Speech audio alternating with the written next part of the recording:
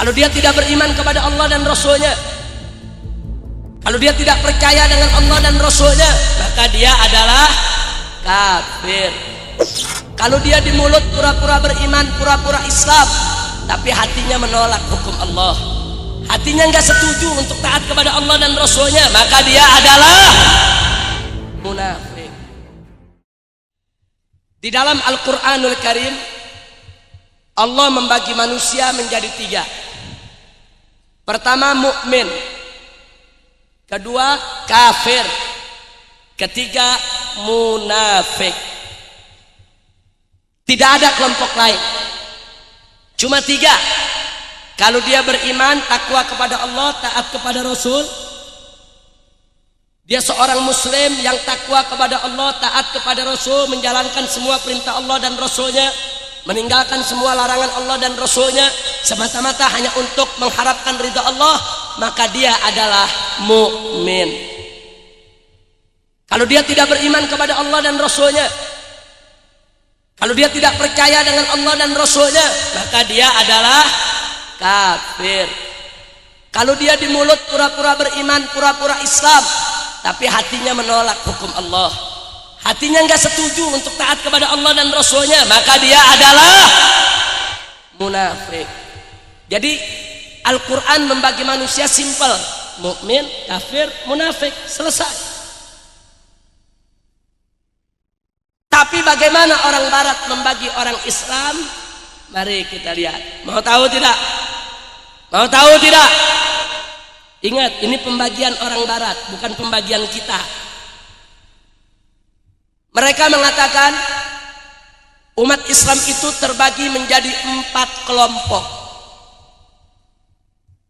Kenapa dibagi 4? Sesuai dengan kepentingan Barat.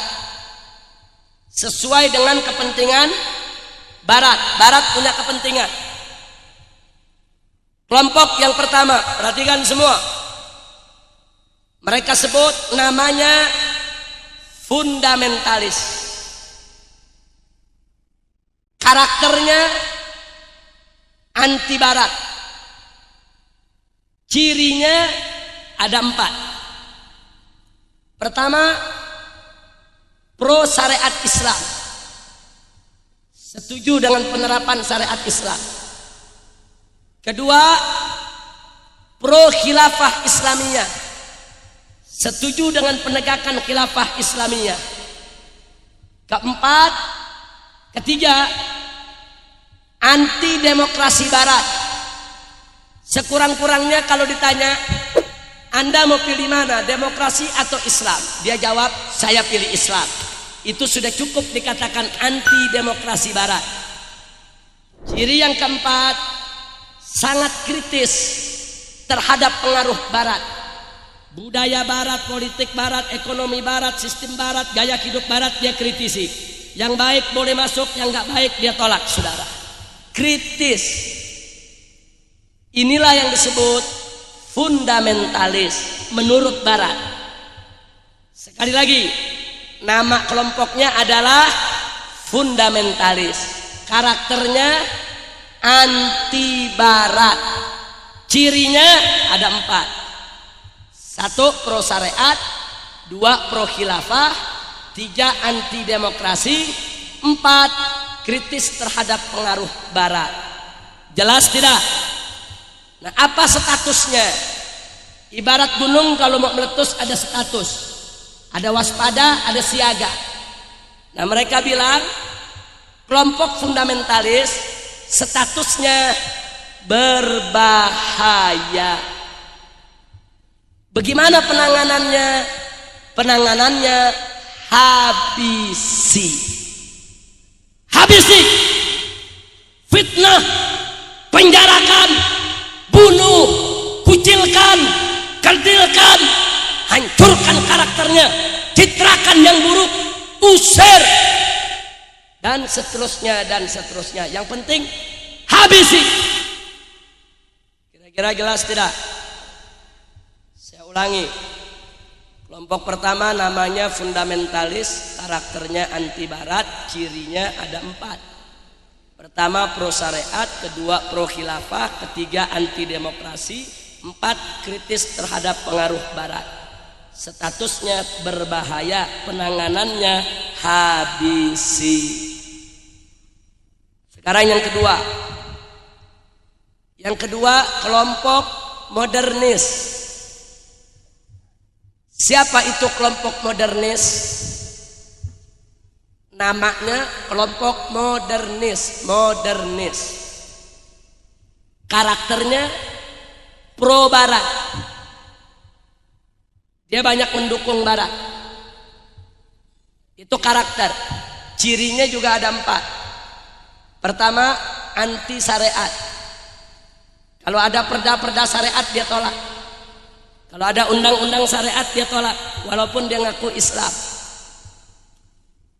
Yang kedua, anti khilafah Islamiyah.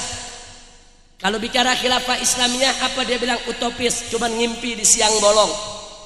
Enggak realistis, udah kadaluarsa, tidak relevan. Yang ketiga, pro demokrasi barat. Oh, luar biasa kalau sudah cerita demokrasi, saudara. Pro demokrasi barat, gandrung benar dengan demokrasi barat. Yang keempat, walaupun dia anti syariat, anti khilafah, pro demokrasi barat, tapi dia tetap kritis terhadap pengaruh barat yang mengganggu kepentingan kelompok modernis, saudara. Apa statusnya? Kelompok ini statusnya aman. Bagi barat statusnya aman. Bagaimana penanganannya? Penanganannya pelihara. Saya ulangi. Kelompok kedua namanya modernis. Karakternya pro barat. Cirinya ada 4. 1. Anti syariat. 2. Anti khilafah. 3. Pro demokrasi. 4. Kritis terhadap barat. Jadi ciri yang keempat sama dengan fundamentalis. Sama-sama kritis terhadap barat. Tapi ciri pertama 1, 2, 3 bertolak belakang dengan fundamentalis, saudara. Statusnya aman. Penanganan pelihara. Jelas tidak? Yang ketiga, kelompok liberalis. Siapa itu kelompok liberalis? Menurut barat, kelompok orang Islam yang jadi antek barat. Bukan pro barat, antek barat. Lebih dari pro, saudara. Cirinya ada 4. Anti syariat, anti khilafah, pro demokrasi. Sama dengan modernis. Tapi di keempat beda. Ciri kelompok ini yang keempat adalah tidak kritis. Apa saja dari barat dia telan, udah bagus, saudara. Pokoknya udah dari barat semuanya udah bagus, dari barat semuanya udah hebat. Kira-kira jelas tidak? Yang terakhir, yang keempat. Atau sebelum yang keempat, statusnya dulu. Mau tahu statusnya? Status kelompok yang ketiga sangat aman. Bagaimana penanganannya? Besarkan. Kelompok ini dibesarkan. Walaupun bego dijadiin orang pinter, saudara. Kadang-kadang ditampilkan di TV. Oh, ini ahli, spesialis. Oh, ini peneliti, ini analis. Padahal bego bin goblok. Kenapa? Karena liberal. Jadi kelompok ini harus dibesarkan. Saya ulangi, kelompok ketiga namanya liberalis. Dia punya karakter antek barat. Cirinya ada 4. Anti syariat, anti khilafah, pro demokrasi, tidak kritis terhadap pengaruh barat. Status sangat aman. Penanganan besarkan. Jelas? Yang terakhir, yang keempat. Yang keempat, saudara, nama kelompoknya menurut barat, bukan menurut kita. Menurut barat. Kelompok yang keempat adalah tradisionalis. Siapa itu tradisionalis?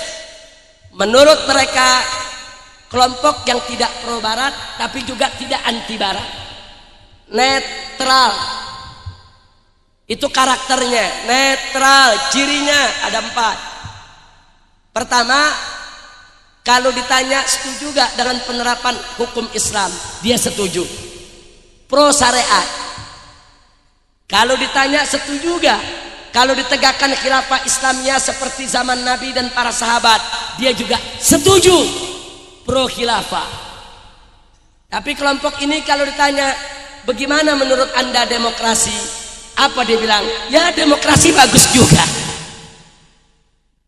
Jadi ame syariat pro, ame khilafah pro, ame demokrasi juga pro. Apa kelompok ini pelin-pelan? Enggak, bukan pelin-pelan. Kelompok ini lugu, polos. Kelompok ini enggak mendalami politik. Kelompok ini enggak menyelami pergerakan. Kelompok ini kelompok yang selalu husnudzon, sampai sama musuh husnudzon juga, saudara. Dia tidak paham apa itu demokrasi. Maka itu ditanya demokrasi, dia setuju. Syariat Islam juga setuju. Ciri yang keempat, kelompok ini tetap kritis terhadap Barat. Budaya-budaya Barat yang jelek dia tolak. Budaya-budaya Barat yang bagus masih dia bisa terima, saudara. Nah, kelompok ini statusnya waspada. Kenapa waspada? Karena 3 ciri sama dengan fundamentalis. Sama-sama pro syariat, sama-sama pro khilafah, sama-sama kritis terhadap Barat. Walaupun dia pro demokrasi. Artinya kelompok ini kalau dibiarkan sering-sering bertemu dengan kelompok fundamentalis, dengan mudah bisa berubah jadi fundamentalis, saudara. Makanya mereka bilang waspada. Bagaimana penanganannya? Rangkul. Kalau ada kiai-kiai yang dianggap tradisionalis, bantu saja pesantrennya, kasih anaknya beasiswa, sekolahkan di Amerika. Nanti begitu pulang jadi liberal, biar baklai sama bapaknya, saudara. Ini sudah mulai terjadi di Indonesia, betul? Betul. Inilah yang disebut, saudara, kelompok tradisionalis. Ini kelompok lugu, kelompok orang-orang baik, kelompok yang nggak paham, saudara, tentang pergelutan politik yang begitu hebat, saudara. Karena itu, kalau kita sudah mengetahui sedemikian rupa, itulah pembagian klasifikasi Barat terhadap kita. Kira-kira jelas tidak? Jelas tidak? Nah, sekarang saya mau tanya nih, sebelum saya akhiri nih, semua nih, Bu, Bapak, saya mau tanya semua. Mau tahu gak kita di kelompok mana? Mau tahu tidak? Mau tahu tidak kita nih menurut orang Barat ada di kelompok mana? Mau tahu tidak? Betul. Saya tanya. Pertama, kalau hukum Islam ditegakkan di Indonesia, setuju tidak? Setuju tidak? Jawab yang kompak, setuju tidak? Berarti Anda pro syariat, betul? Ingat tuh, ciri pertama Anda pro syariat.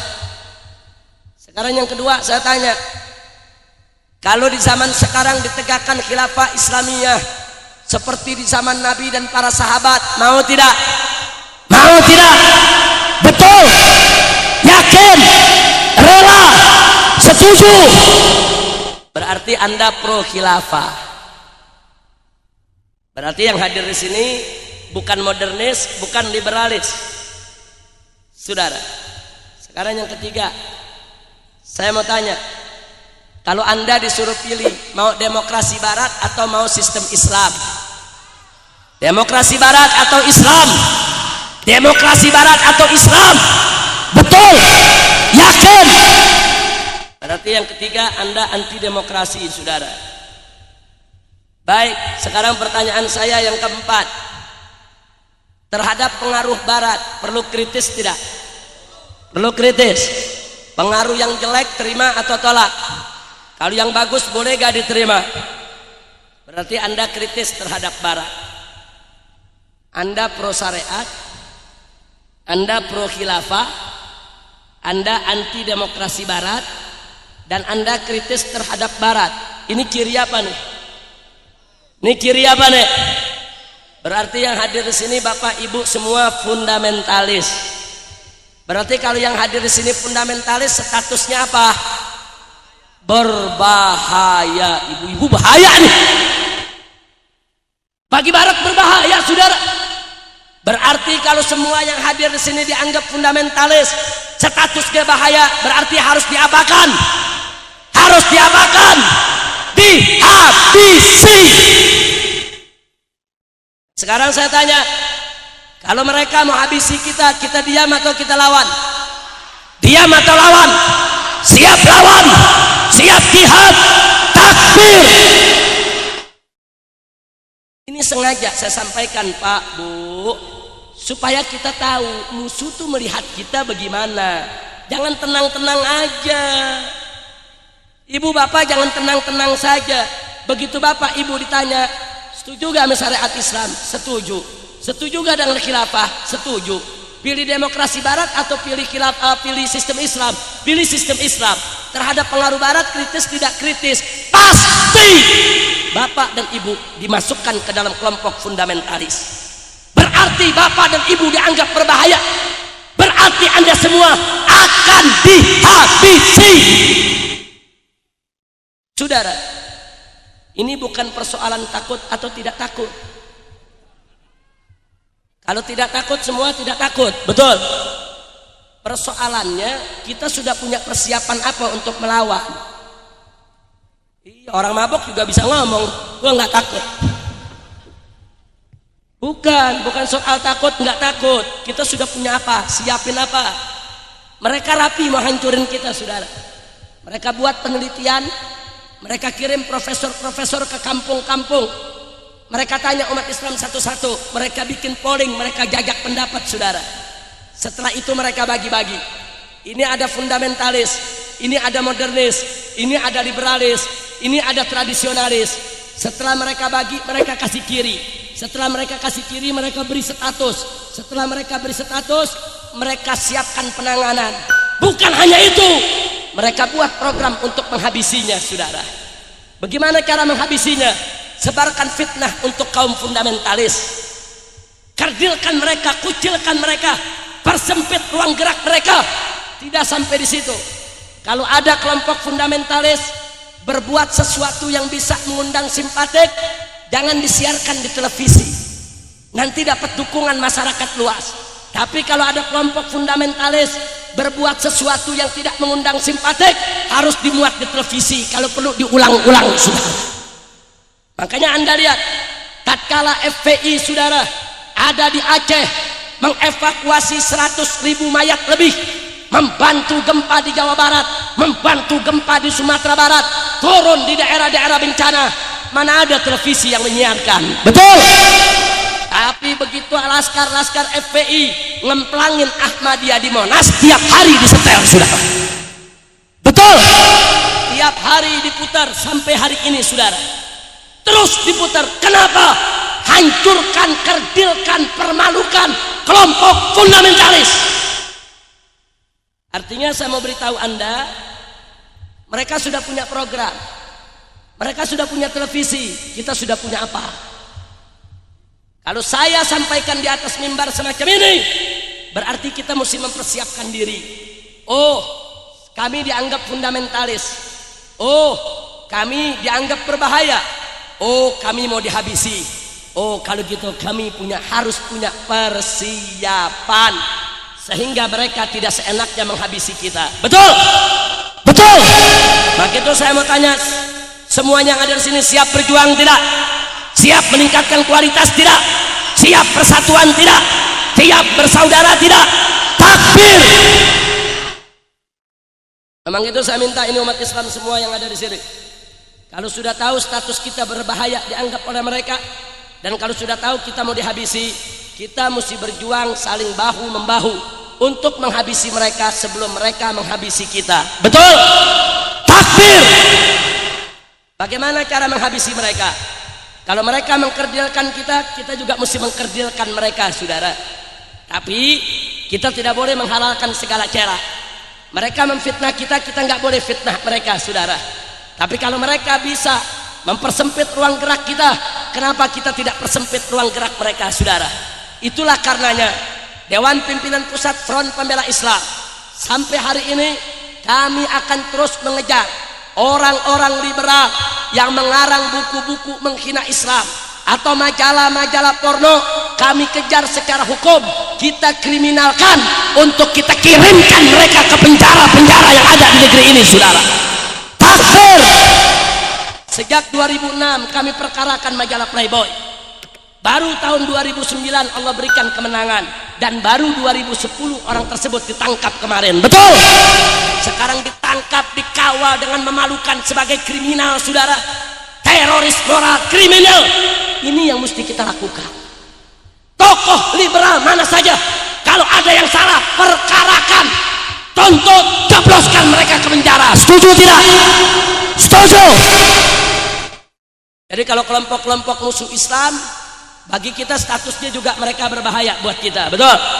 Jadi kalau berbahaya harus diabaikan. Kalau berbahaya harus diabaikan. Saya tanya, kita mau dihabisi atau kita habisi mereka? Siap.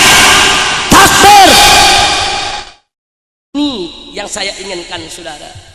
Jadi maaf, ini bukan persoalan takut atau tidak takut. Saya yakin umat Islam tidak takut. Tapi kalau tidak takutnya sendiri-sendiri, kesian, saudara. Saya pengen kita rame-rame tidak takut untuk menghadapi itu. Rame-rame kita lawan mereka. Siap tidak? Siap tidak?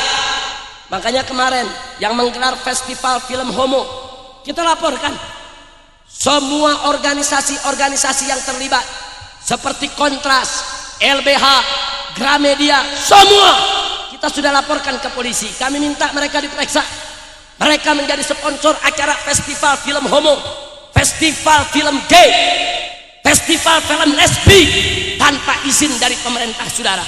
Kami korek, kami cari siapa panitianya, siapa namanya, di mana alamatnya, siapa sponsornya, dan semua sudah kami dapatkan dan sudah kita laporkan. Akan kita seret ke pengadilan untuk kita jebloskan rame-rame mereka ke penjara, saudara. Siap tidak? Takbir. Begitu juga tentang Ahmadiyah, kita tidak akan berhenti. Tidak, selama hayat masih dikandung badan di Republik Indonesia ini, perjuangan pembubaran Ahmadiyah tidak akan pernah berhenti, saudara. Siap bubarkan Ahmadiyah, siap bubarkan Ahmadiyah. Takbir. Alhamdulillah. Nah, makanya jangan berhenti berjuang, nggak boleh. Musuh nggak berhenti berjuang, mereka akan habisi kita. Hari ini Ustadz Abu Bakar Baksir yang ditangkap, besok akan ada Ustadz lain yang ditangkap, saudara. Hari ini kita lihat bagaimana Kiai Haji Zainuddin MZ yang selama 1 bulan Ramadan selalu bicara rumah tangga sakinah, bicara tentang Islam, bicara amar ma'ruf nahi munkar, tapi hari ini dijerat dengan fitnah berbisa, saudara.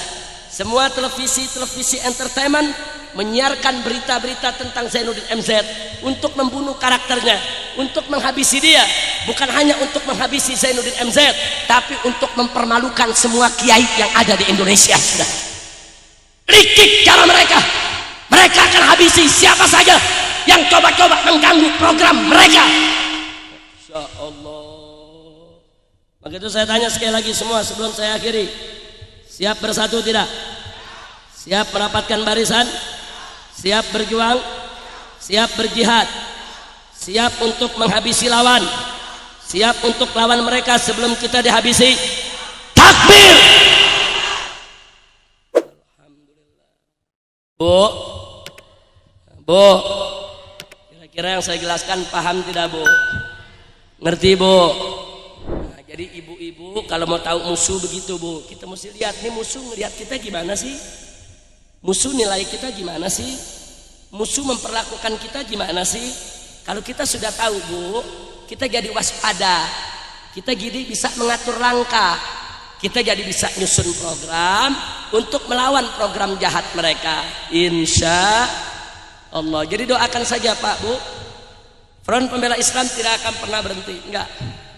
Kami akan perkarakan siapapun yang menghina Islam, menghina Al-Quran, memojokkan umat Islam. Kami tidak akan berhenti, saudara. Seperti persoalan teroris di Aceh, itu cerita omong kosong, saudara. Di Aceh tidak ada teroris, tidak ada. Sekelompok anak muda direkrut oleh seorang desertir Brimob, namanya Sufyan Sauri, anggota Brimob, desertir, lari dari kesatuannya. Saudara, menurut dia sudah dipecat. Dia datangi pesantren-pesantren, kiai-kiai dirayu, Kalau pesantrennya mau kirim santri latihan perang sama dia, pesantren dibantu 500 juta, saudara. Kami sudah kumpulkan kiai-kiai yang dirayu. Kami akan bawa mereka ke DPR. Tidak sampai di situ, ormas-ormas Islam didatangi, termasuk Front Pembela Islam. Laskar-laskarnya dirayu, mau latihan perang enggak?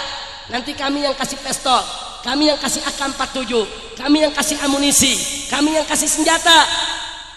Saudara, banyak anak-anak muda kita dari berbagai macam ormas tertipu oleh si Sufyan, saudara. Akhirnya mereka rame-rame, kapan lagi latihan perang? Kapan lagi megang senjata, saudara? Dengan tulus, dengan ikhlas, dengan polos, mereka rame-rame diongkosi ke Aceh, diberikan tiket, dikasih makan, dikumpulkan di camp. Terus ada 2 orang oknum polisi yang bawa amunisi dan senjatanya, saudara. Mereka dibagi satu-satu AK-56 dan AK-47 serta M16. Mereka diberikan ribuan amunisi. Setelah itu mereka diajak latihan perang. Begitu latihan perang baru berjalan 2 hari, tiba-tiba Brimob datang menggerebek mereka, menembaki mereka dan menuduh mereka sebagai teroris. Perlu saya kasih tahu, saudara, bahwa 7 anggota Front Pembela Islam ditipu, dijebak oleh anggota Brimob. Kemudian 7 anggota FPI tersebut dibawa ke markas Brimob dan dilatih nembak di markas Brimob, saudara. Latihannya di markas Brimob. Setelah latihan 1 bulan bagaimana cara nembak di markas Brimob Kelapa II Depok, mereka dikirim ke Aceh untuk ikut latihan perang, saudara. Sampai di Aceh mereka latihan perang, kemudian mereka digerebek, ditangkap dan sekarang dituduh sebagai teroris. Kami sudah datang ke Mabes Polri, Kiai Haji Ahmad Sobri Lubis, kita kirim untuk menghadap Kapolri, kita sampaikan kami tidak terima anak-anak kami dituduh teroris. Kalau mereka disalahkan karena megang senjata, baik, silakan salahkan mereka. Kalau mereka mau diadili karena ikut latihan perang, silakan mereka diadili, kita terima. Tapi kalau mereka disebut teroris tidak bisa. Kenapa? Kalau mereka disebut teroris, berarti markas Brimob Kelapa II adalah sarang latihan teroris, saudara. Betul. Takbir. Takbir. Ngomong teroris, nah, lu yang latih. Dia yang latih, dia yang kasih senjata, dia yang kasih amunisi. Umat Islam disebut teroris. Ini namanya jebakan. Ini namanya rekayasa terorisme. Ini namanya terorisasi umat Islam. Licik tidak, jahat tidak, zalim tidak. Maka itu saya ingatkan kepada laskar-laskar FPI yang ada di Tasik, hati-hati. Jangan ada orang tidak dikenal datang ngajak latihan senjata ikut. Besok bukan nggak mungkin ada datang, hei laskar FPI mau bikin bom nggak? Yuk bikin bom yuk. Nanti saya yang kasih bahannya, saya punya ilmunya. Oh saya pernah pengalaman perang di sana sini. Terus anak kita mau ikut bikin bom. Yuk kita jajal yuk bomnya. Ini ledakannya kecil, jajal di lapangan, ternyata benar. Senang anak muda kita. Yuk bikin bom yang lebih gede yuk. Ayo pokoknya tenang aja, biaya dari kita, aman-aman saja. Anak-anak kita terus ikut. Begitu bom sudah dibikin, daya ledaknya besar, tahu-tahu polisi datang, Densus 88 datang ngegerebek. Apa beritanya? Laskar FPI sedang merakit bom untuk terorisme. Bahaya tidak? Bahaya tidak? Saya mau tanya laskar-laskar FPI di Tasik, mau dijebak tidak? Mau dijebak tidak? Mau ditipu tidak? Takbir! Kami sudah protes, saudara. Maka itu saya katakan, cara musuh jahat, dia menghancurkan kita, fitnah saja, tuduh saja, diteroriskan saja, dijebak saja, disusupkan saja, hancurkan saja. Maka itu saya minta, jangan sampai umat Islam dijebak oleh mereka. Setuju? Setuju? Saya bicara begini, saya yang tanggung jawab sepenuhnya. Kalau ada oknum-oknum Brimob tidak senang, merasa Brimob dipermalukan oleh saya siapkan buktinya, saya siapkan saksinya.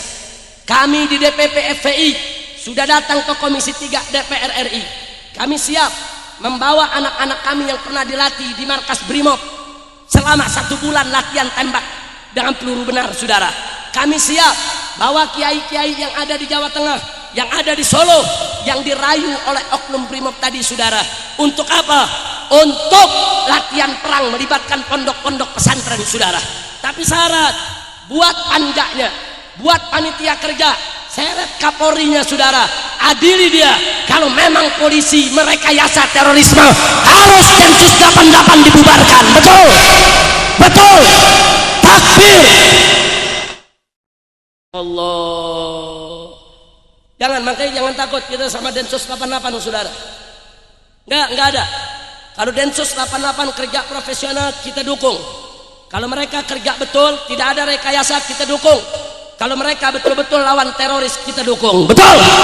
Tapi kalau mereka ingin memfitnah umat Islam, merekayasa terorisme, menuduh, memfitnah para ustadz, kiai dan pondok pesantren, maka Front Pembela Islam siap bangkit untuk melawan Densus 88. Takbir, takbir, takbir.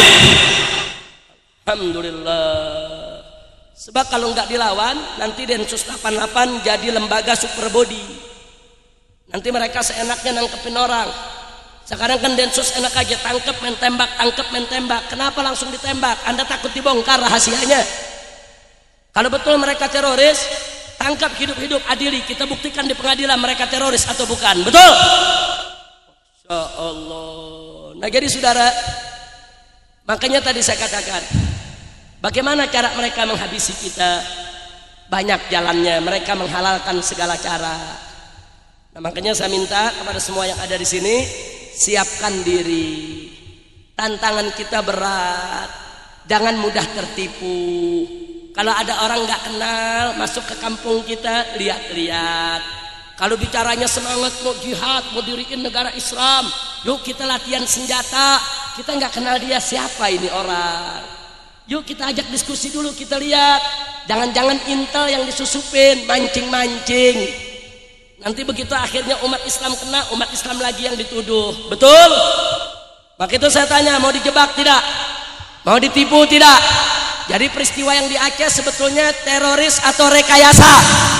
Teroris atau rekayasa? Teroris atau rekayasa? Takbir! Sampaikan ini ke semua umat Islam yang ada di Jawa Barat, saudara. Sampaikan semua ke ulama-ulama, sampaikan semua ke kiai-kiai. Kami dari Front Pembela Islam bertanggung jawab. Kami tidak memfitnah Brimob, kami tidak memfitnah polisi, kami tidak memfitnah mereka. Tidak, justru kami cinta polisi, kami cinta Brimob. Kami tidak mau polisi dan Brimob ditunggangi oleh orang-orang jahat untuk mengobok-obok umat Islam. Betul? Maka itu kita minta kepada Kapolri untuk tegas-tegas memeriksa siapa saja pejabatnya yang terlibat, saudara. Ada satu jenderal namanya Goris Mere. Jenderal ini harus diperiksa. Di mana-mana ada penggerebekan, dia selalu ada. Bahkan ada yang ditahan, disiksa depan dia, saudara. Kita sudah sampaikan, Goris Mere ini beragama Kristen, anti-Islam. Masya Allah. Ada urusan apa jenderal Kristen diberi tugas untuk kejar-kejar ulama, kejar-kejar ustadz, obok-obok pondok pesantren? Kami saat ini sudah mengumpulkan data-data kesalahan Goris Mere, dan kami akan tuntut dia. Kami bertekad untuk kami seret Goris Mere ke pengadilan hak asasi manusia, saudara, karena dia sudah melanggar HAM. Banyak anak-anak muda yang tidak jelas teroris atau bukan teroris, main tembak, main bunuh, saudara. Itu pelanggaran HAM. Nyawa manusia tidak boleh seenaknya dibunuh begitu saja. Betul? Nah, karena itu saudara, kita sudah minta kepada Bapak Kapolri, periksa Goris Mere. Siapa orang ini? Apa programnya? Siapa dia? Untuk siapa dia bekerja? Untuk Indonesia atau untuk Amerika? Untuk dalam negeri atau untuk luar negeri? Ada apa orang ini ditanam di dalam setiap gerakan, saudara, untuk mengejar-ngejar umat Islam? Tatkala Ustadz Abu Bakar Basir ditangkap di Banjar sana, orang ini juga ada dan orang ini yang menggerakkannya, saudara. Tatkala terjadi peristiwa di Tanjung Balai, di Medan, orang ini juga ikut turun ke Medan. Padahal dia bukan anggota Densus lagi, dia bukan anggota anti teroris lagi, dia adalah ketua BNN, Badan Narkotik Nasional, saudara. Ada apa yang ngurusin narkotik? Ikut-ikutan mengejar kiai, mengejar ulama, mengejar pondok pesantren. Saudara, saya pernah diminta oleh Mabes Polri untuk membantu kepolisian menyelesaikan konflik di Poso. Saya dan kawan-kawan dari DPP berangkat ke Poso. Kami pertemukan mujahidin dengan kepolisian. Dengan keluarga-keluarga korban kita duduk berunding.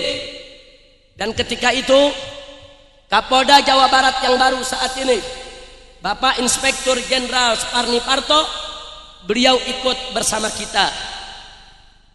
Setahu saya beliau orang baik. Beliau punya cita-cita dan tujuan yang baik. Kita duduk, kita sama-sama ingin menyelesaikan Poso.